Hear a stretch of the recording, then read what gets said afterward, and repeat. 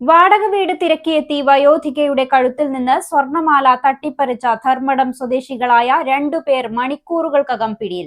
3 പവന്റെ മാല കവർന്ന് കർണാടകയിലേക്ക് കടന്ന പ്രതികളെ കാസർഗോഡ് ജില്ലാ പോലീസ് മേധാവിയുടെ സ്ക്വാഡിന്റെ സഹായത്തോടെ ധർമ്മടം പോലീസാണ് തന്ത്രപരമായി വലയിലാക്കിയത്.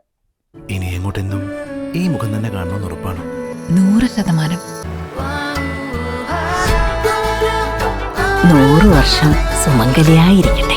100 വർഷങ്ങളായ ബന്ധങ്ങൾ, 100% ഉറപ്പ്. ഭീമയുടെ സംശുദ്ധി.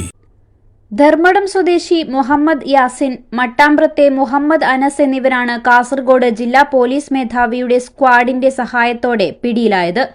ധർമ്മടം ബീച്ചിന് സമീപത്തെ തിരുവോട്ട് ഹൌസിൽ ടി ലീലയുടെ 3 പവന്റെ മാലയാണ് സംഘം കവർന്നത്. ചൊവ്വാഴ്ച ഉച്ചയ്ക്കായിരുന്നു സംഭവം. വാടക വീട് തിരക്കിയാണ് പ്രതികൾ ലീലയുടെ വീട്ടിലെത്തിയത്. സംസാരിച്ചു നിൽക്കുന്നതിനിടെ പെട്ടെന്ന് കഴുത്തിൽ കിടന്ന മാല പൊട്ടിച്ചെടുത്ത് പ്രതികൾ ഓടി രക്ഷപ്പെടുകയായിരുന്നു. ലീലയുടെ നിലവിളി കേട്ട് അയൽവാസികൾ ഓടിയെത്തിയെങ്കിലും പ്രതികൾ രക്ഷപ്പെട്ടിരുന്നു. തുടർന്ന് വിവരമറിഞ്ഞെത്തിയ പോലീസ് CCTV ദൃശ്യങ്ങൾ കേന്ദ്രീകരിച്ച് നടത്തിയ അന്വേഷണത്തിലാണ് പ്രതികളെ തിരിച്ചറിഞ്ഞത്.